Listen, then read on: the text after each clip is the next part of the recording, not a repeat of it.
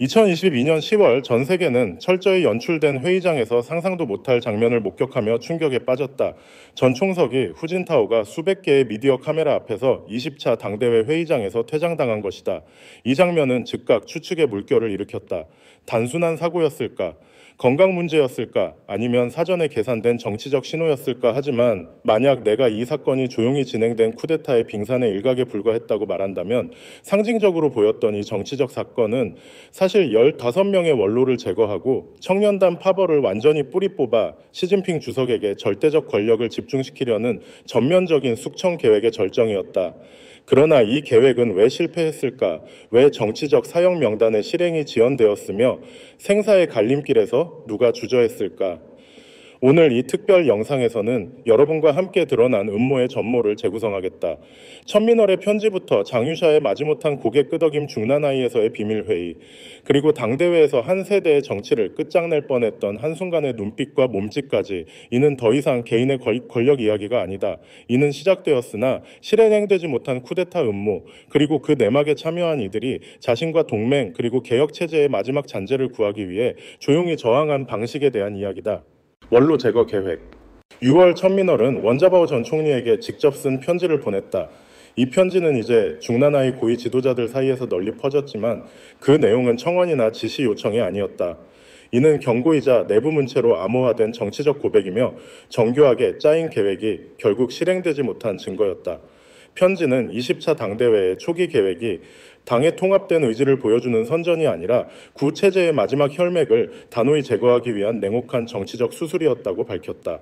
목표는 후진타오 원자바오 시절 권력을 잡았거나 개혁기술관료 및 청년단 파벌의 핵심 역할을 했던 15명의 원로를 일거에 제거하는 것이었다. 이 명단에는 후추나 왕양, 자칭린, 리위안차오, 심지어 당시 국무원 총리였던 리커창까지 포함되었다. 이 계획이 완전히 실행되었다면 특정 집단의 숙청을 넘어 당 내부의 다원적 권력 구조가 완전히 지워졌을 것이다.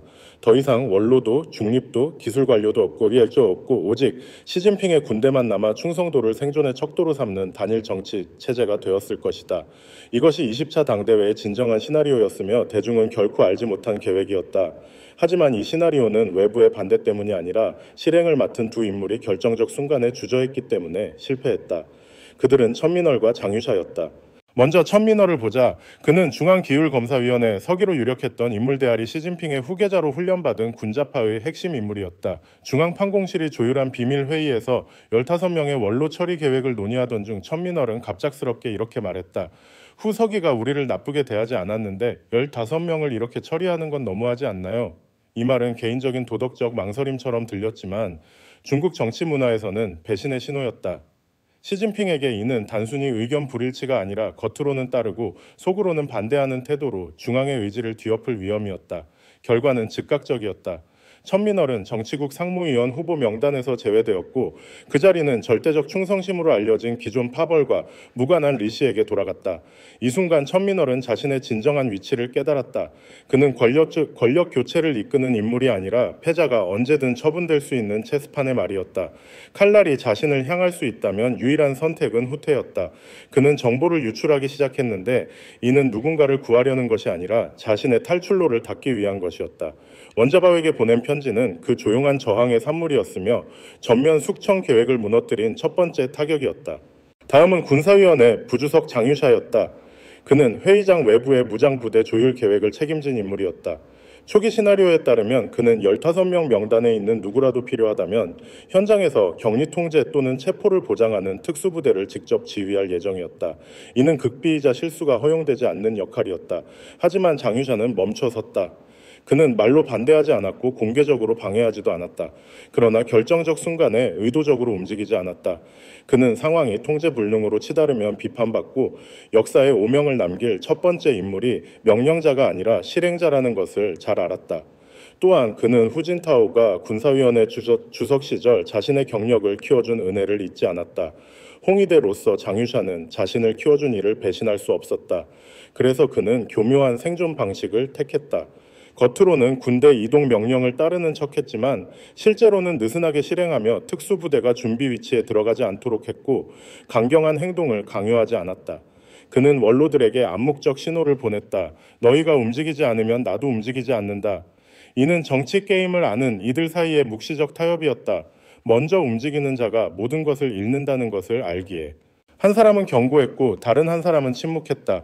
서로 다른 두 행동은 같은 목표를 향했다. 생존. 이 주저함이 전략적 숙청을 결정적 순간에 정체 상태로 만들었다. 그래서 20차 당대회 마지막 날 정치국 명단이 확정되고 청년단 파벌이 중앙체계에서 완전히 제거되었음에도 15명 명단에 있던 누구도 공개적으로 처리되지 않았다. 이는 반쪽짜리 쿠데타였다. 후진타오 떠났지만 포기하지 않은 자. 중국 정계에는 말로 설명할 수 없는 순간들이 있다. 단지 일어서는 행동 한 번에 눈빛 손길 하나로도 권력 구조 전체를 뒤흔들 수 있다. 20차 당대회 마지막 날 전 총석이 후진타오가 갑작스럽게 일어나 회의장을 떠난 순간이 바로 그러했다. 많은 이들은 그가 뇌졸중을 일으켰거나 강제로 퇴장당했다고 생각했다. 하지만 영상을 자세히 살펴보면 그 장면은 통제불능의 상황이 아니었다. 이는 초단위로 연출된 정치적 사건이었으나 후진타오를 통제하는 데 실패했다. 결정적 순간은 후진타오가 시진핑 옆에 앉아 있다가 갑작스럽게 문서 뭉치를 집으려 했을 때 시작되었다. 원칙상 그는 청년단 파벌의 역할을 지우도록 조작된 신규 인사 명단을 볼 수 없었다. 그 순간 시진핑의 절대적 신복인 전인대 주석 리잔수가 재빨리 문서를 눌렀다. 몇 초 만에 벌어진 일이었지만 모두가 후진타오가 뭔가 잘못된 점을 발견했음을 알았다. 직후 시진핑의 신호로 중앙판공실 부주임 쿵샤오신이 호출되어 후진타오에게 무언가를 속삭였다. 1분도 안 되어 휘장 없는 민복 차림의 두 사람이 뒤에 나타나 대기했다. 회의장은 이상할 정도로 조용해졌다. 가장 놀라운 것은 시진핑의 표정이었다. 그는 눈도 깜빡이지 않고 후진타오의 움직임을 주시하며 모든 행동이 시나리오대로 진행되는지 확인했다. 하지만 시나리오는 무너졌다. 후진타오는 즉시 일어나지 않았고 저항하거나 반항하지도 않았다. 대신 그는 쿵샤오신과 거의 1분간 속삭였다. 대화 내용은 알 수 없지만 입 모양과 주변 사람들의 반응을 보면 이는 강제 퇴장이 아니었다. 이는 조용한 협상, 빠른 상황 판단, 그리고 극도의 압박 속에서 내린 정치적 결정이었다. 그 순간 후진타오는 인사 명단이 조작되었음을 깨달았다. 후추나 왕양 등 그의 동맹과 개혁파 인물들이 권력 중심에서 완전히 배제되었다.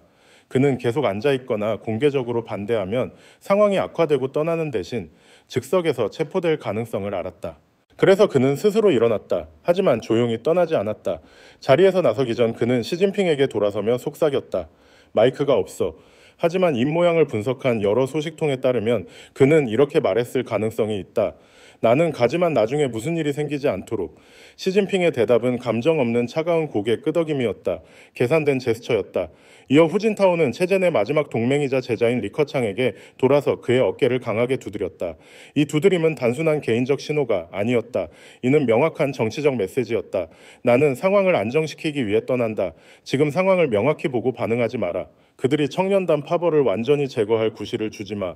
이는 말없는 권력 이양 침묵을 지키라는 명령이었다. 회장은 고요했다. 아무도 움직이지 않았다. 박수도 작별 인사도 없었다. 단지 미디어 카메라가 후진타오의 발걸음을 조용히 기록했다. 경호원도 압송자도 없었고 돌아오지 못하게 막는 이도 없었다. 고독하지만 단호한 퇴장이었다. 초대받아 떠난 것이 아니라 그가 받아들일 수 없는 연극에서 스스로 떠나는 선택을 한 것이다. 중국 정치 문화에서 후진타오의 행동은 극히 드물다. 조작된 권력 이양을 인증하는 역할을 거부하고 공개적으로 반대하거나 회의를 방해하지 않았다. 하지만 그의 행동은 중나라의 전체에 메시지를 보냈다. 나는 이 결과를 인정하지 않는다. 너희가 나를 과거의 그림자로 이용해 현재의 잘못을 정당화하지 못하게 하겠다. 그날 이후 후진타오는 언론에서 완전히 사라졌다. 발언도 출연도 논평도 없었다. 원로들도 따라 침묵했다. 20차 당대회 결과를 공개적으로 반대하는 이는 없었지만 이는 동의가 아니라 기다림의 전략이었다. 그들은 시진핑이 최종 칼날을 휘두르지 못했음을 알았다. 칼이 내려지지 않으면 피는 흐르지 않고 개혁파의 숨결은 남아있으며 판을 뒤집을 기회는 언젠가 올 것이다. 2024년 여름 권력의 방향 전환. 세계의 조용한 흐름이 합쳐졌다. 시진핑의 건강 위기, 장유샤가 주도한 군대 내 권력 재구성, 그리고 원로들의 신중한 복귀. 이 세 흐름은 2024년 여름 시진핑이 고정했다고 믿었던 권력의 궤적이 흔들리는 순간에 만났다. 시진핑의 뇌졸중 소문은 중국 소셜미디어에서 강하게 차단되었다. 하지만 국영 언론이 주석의 공개 일정을 취소하자 서방 외교관들은 단서를 잡았다. 시진핑은 2024년 6월 말 거의 3주간 공개 활동에서 사라졌다. 이 공백은 정치방송의 기술적 오류가 아니라 공포의 균형을 깨는 변수였다. 핵심이 없으면 누가 명령을 내릴까? 이어진 9개월 동안 장유샤는 시진핑파에 절대적으로 충성했던 30명 이상의 군단급 지휘관을 민감한 자리에서 교체하고 2000년대 초 장완옌 리진안 등 전 군사위원회 위원들이 키운 장군들을 그 자리에 앉혔다. 이 이동은 지방화 방지라는 명목의 순환 보직 명령으로 조용히 진행되었다. 하지만 2025년 1분기 말 30번의 이동은 베이징 방어선 동부 정우 전략 미사일 부대를 모두 장악했다. 결과적으로 시진핑은 가장 중요한 강제 도구인 인민해방군에 대한 절대적 통제력을 잃었다. 군이동이 완료되자 류위안에서 리위안 차오에 이르는 원로들이 중앙조직부가 초대한 비공개 토론회에 등장하기 시작했다. 방송은 없었지만 연사 명단이 유출되었다. 2025년 5월 말과 6월 초 2주 동안 베이징은 놀라운 소식을 전했다. 정치국 상무위원회가 연속 3번 확대 회의를 열었고 참석자는 현직 위원뿐 아니라 주융치 자칭린 심지어 구이저우 대형 사건 뒤 숨었던 자오러지까지 포함되었다. 목표는 과거 회고가 아니라 점호였다. 누가 아직 발언권을 가지고 있고 누가 시진핑 이후 방안을 위해 설 준비가 되었는가. 6월 첫 주의 두 번째 확대 회의에서 시진핑은 처음으로 3가지 문제 코로나 이후 경제 실패 서방과의 외교적 교착 외환 보유고 고갈에 대해 해명했다. 수많은 원로 앞에서 스스로 변명해야 했던 것은 그의 초월적 지위가 흔들렸음을 보여준다. 그는 더 이상 명령하지 않고 해명해야 했다. 회의 내용은 CCTV에 전혀 방송되지 않았다. 24시간 뒤 해외 포럼 라오덩에 12쪽 분량의 요약본이 등장했다. 이는 내부 유출 채널이 검열로 막을 수 없을 정도로 넓어졌음을 보여준다. 남은 문제는 절차였다. 총서기 직무조정 심지어 권한 박탈이라 해도 중앙위원회 투표가 필요하다. 그래서 유출된 일정 초안에서 정치국 확대 회의와 중앙위원회 4차 회의 간 시간은 이틀을 넘지 않았다. 이유는 시진핑이 세력을 모으거나 국영 언론이 여론을 만들 시간을 주지 않기 위해서였다. 즉 칼날은 이미 목에 닿아 있었고 투표 절차만 남았다. 내부적으로 시진핑은 세 갈래 압박에 갇혔다.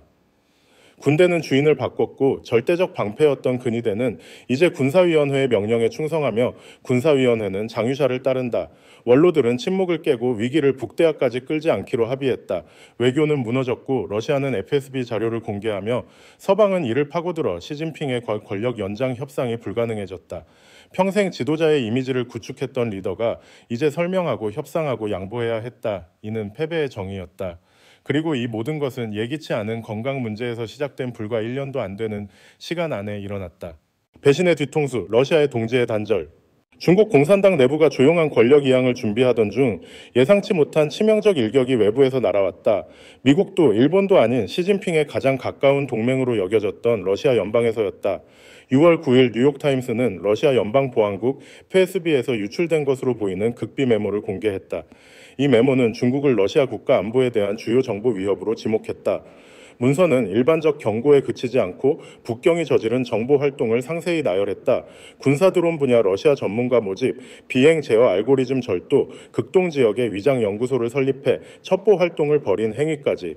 특히 FSB는 중국이 흑룡강 지역에서 한족 고대인의 러시아 거주 이야기를 은밀히 조작하며 남중국해와 대만에서 사용했던 논리를 러시아에 적용하려 한다고 비난했다. 진짜 타격은 유출 방식에 있었다. 이 메모는 해커에 의해 공개된 것도 서방 언론에 도난당한 것도 아니었다. 크렘린의 의도적 신호로 여겨지는 방식으로 뉴욕타임스에 직접 전달되었다. 러시아는 중국을 더 이상 완전한 동맹으로 보지 않는다는 선언이었다. 중난하이가 권력 정상과 중앙위원회 4차 회의 준비에 몰두하던 시점에 이 배신은 시진핑의 등에 칼을 꽂는 것이나 다름없었다. 시진핑이 가장 두려워했던 것은 비판이 아니라 고립이었다. 이번에는 적이 아니라 전략적 파트너가 그를 버렸다. 푸틴은 직접 나서지 않았다. FSB가 대신 말하게 했다. 적절한 시점, 적절한 장소, 적절한 플랫폼에 공개된 한 장의 보고서로 서방은 나는 더 이상 북경을 비호하지 않는다는 메시지를 이해했다. 표면적으로 북경은 여전히 시진핑과 푸틴의 전화통화 이미지를 띄우고 러중 우호의 해외를 개최하며 달 탐사와 군사 협력을 논했다. 하지만 이는 모두 화장일 뿐이었다. FSB 메모 이후 크렘린은 북경을 동지가 아닌 감시 대상으로 본다는 것이 분명해졌다. 동지 관계는 감시 관계로 변질되었고 지정학적 후방으로 러시아를 기대했던 시진핑은 이제 내외부에서 고립되었다. 쿠데타도 공개 선언도 시위도 필요 없었다. 적절한 시점에 보내진 한 장의 보고서가 시진핑의 큰 판에서의 역할을 끝냈다.